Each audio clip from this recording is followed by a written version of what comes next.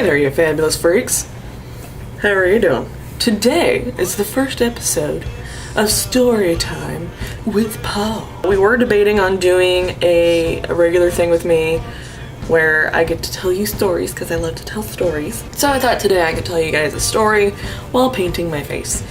So I've already got all my foundation and concealer on. I got a little bit of blush, a little bit of stuff with the eyes going on. I've just started working on my eyebrows. Yeah, I'm kind of going at it random today, but fuck it. So anyway, the story is from about my first ever major car accident. I know, that's a fun story, right? It's a fun major car accident. This is gonna be great.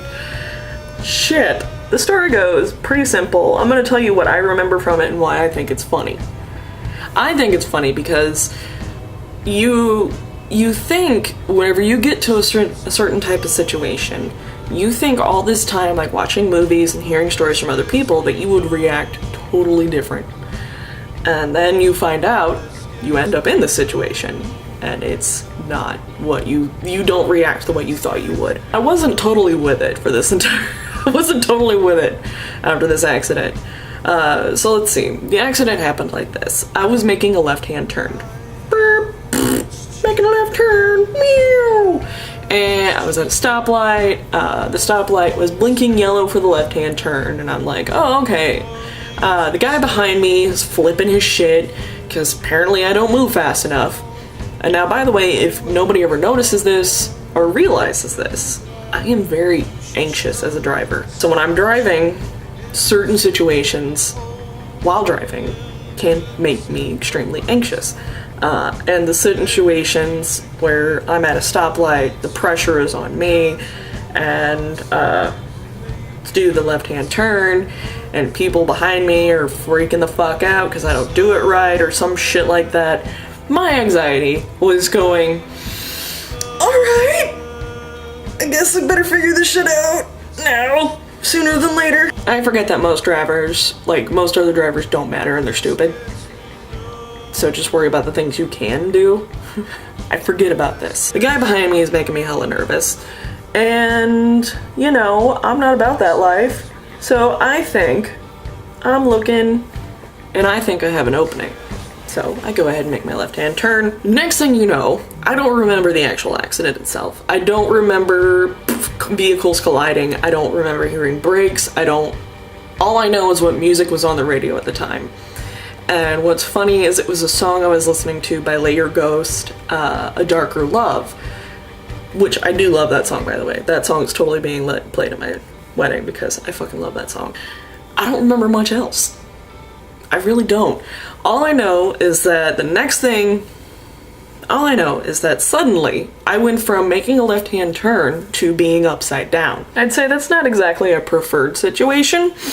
So, of course, my first reaction, despite what I always thought my first reaction would be, my first reaction is to scream, is to flip my shit. So, I'm flipping my shit. Okay? I'm flipping my shit because I can't move. I can't move. I'm like, why am I stuck to my seat? Why can't I move? Why am I stuck upside down? What is going on? And suddenly, something occurred to me. Seatbelts are a thing. You know that, right? So take a deep breath, and then a thought came to mind of, you know, hey, I heard someone say that if you're in an emergency, OnStar has no choice but to, like, assist you.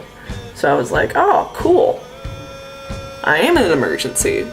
So OnStar should assist me, right? Wrong. So I went to press the OnStar button on my car, and I was immediately told that my account was unusable.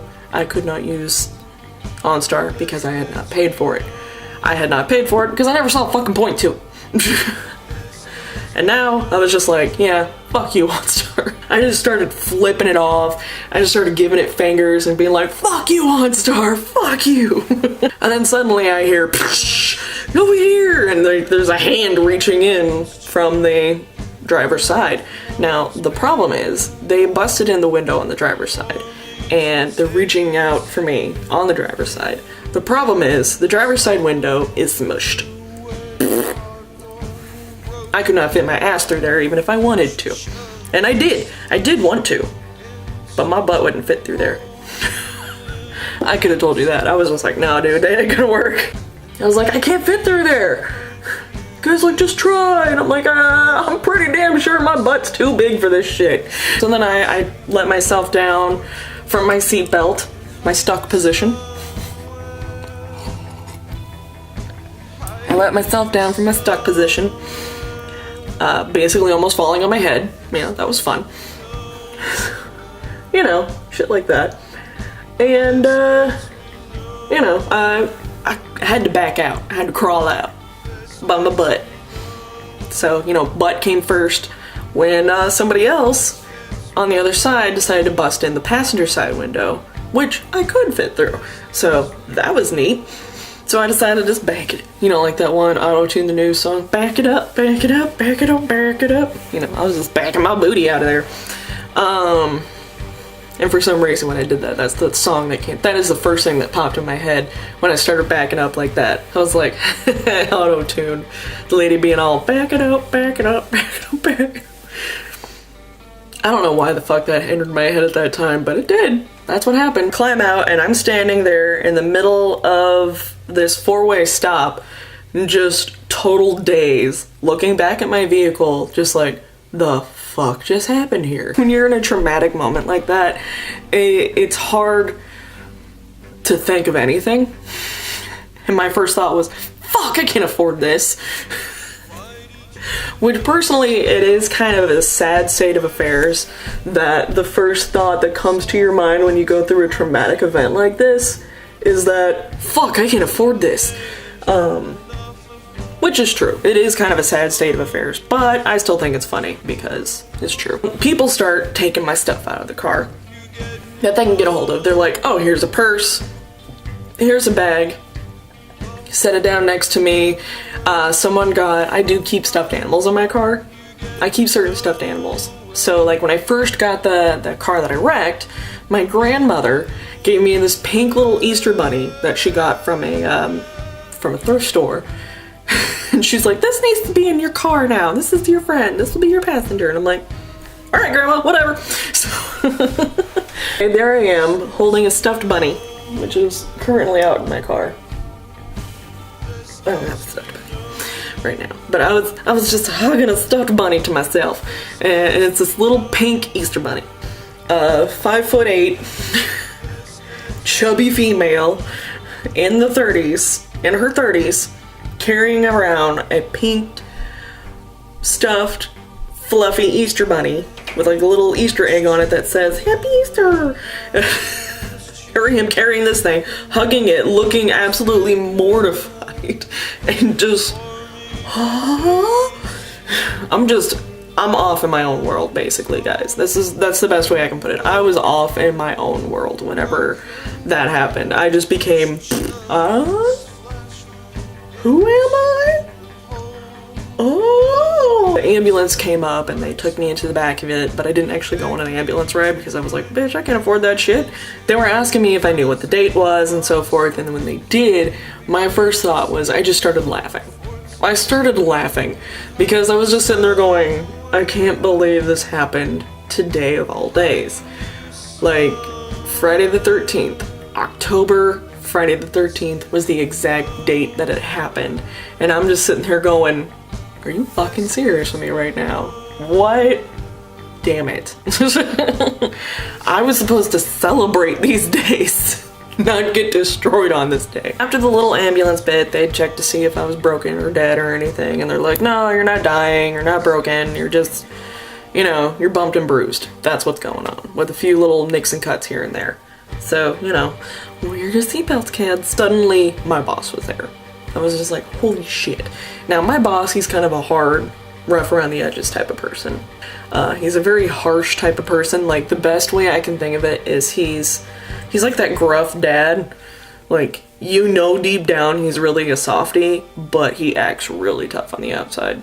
he starts walking me back towards he starts walking me towards the clinic, and he's like, hey, do you need me to lean on you? Do you need to lean on me or anything? And if you ever met him, you would be like, wow, that is a total change of what you think.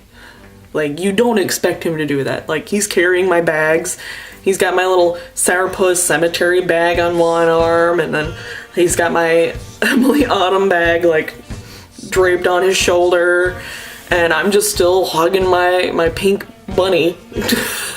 Beforehand, before he showed up, like, right as he showed up, I was calling my fella, being like, hey, can you come out here and get me and take me to St. Anthony's, because I just flipped my fucking car. His response was, what the fuck? I'm there. I mean, everybody needs one of those. I want to go home at this point, because I'm already flipping out. I'm just like, ah! We went into the hospital. We were in the emergency room. I'm still hugging my bunny. I don't know why, but I just felt like hugging it. And in this time, I walk in to check in. And there's this woman with her kid sitting in the waiting area, staring at me like, if looks could kill, dude. I didn't do any, I just walked in, okay? For real, all I did was walk in, and this lady is staring at me like I'm the reason her son is in the hospital. There's this guy with 2 police officers being escorted through the emergency room waiting room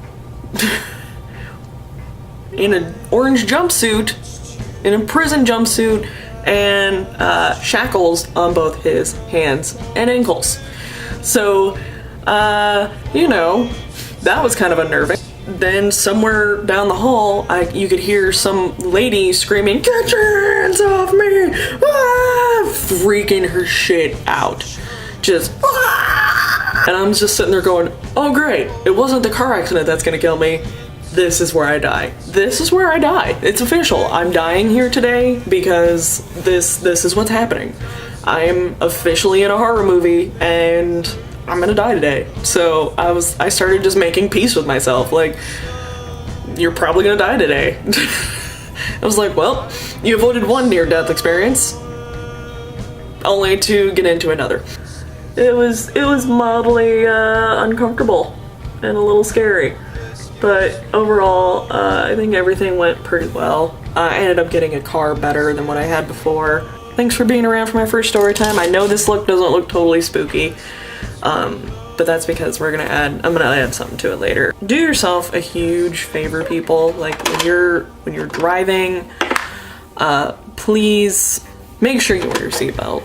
You know, that was the number one takeaway I got from that whole situation, was make sure you wear your seatbelt. I know it may kind of be uncomfortable sometimes, or it may feel stupid or pointless, but, you know, at least try to, you know, make sure to wear your seatbelt, do safety things, because I know for sure I would not be here, at least in the state that I am now, if I didn't wear a seatbelt that day. I do have some other stories I wouldn't mind trying to tell you guys about or sharing with you, but I'm really not sure which ones to share when, because I do have a lot of actually kind of funny stories, and because I do have a lot of stories that are actually pretty funny. It's just, I never realize, I can't seem to figure out which ones people want to hear. I'm gonna do a vote for you guys later on Instagram to see which story times you want me to tell. You guys let me know what story you want me to share, and then I'll share it. Sound good? Sound good. Yes. Well, it's been fun, kids. I know this first one probably wasn't the best, but I'm hoping to get better. So,